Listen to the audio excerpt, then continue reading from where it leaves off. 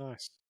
Okay. So you mentioned as a part of your story that your mediumship went into overdrive once you had the experience. Can you elaborate on how that happened and then what you mean by overdrive?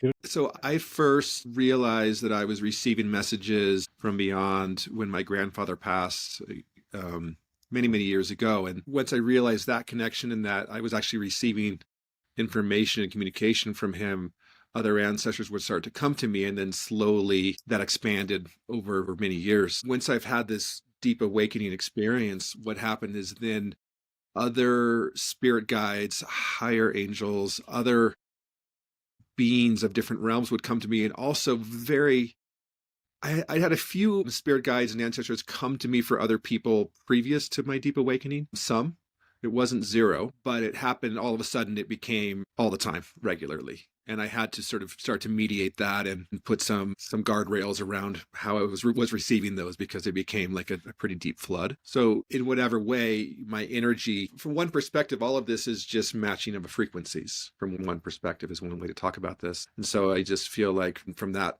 perspective of the universe, my frequency had just shifted, wherein I was in this band of energy where I was just receiving all of these messages. But certainly too, it was after this awakening that I was receiving messages and communication from higher beings. Ouroboros was one of the early ones that would come to me and communicate. Really old spirit. Jesus comes and speaks with me in various times. Shiva is one of those beings that comes and wants to communicate, etc. And those levels of beings were not communicating with me in that way.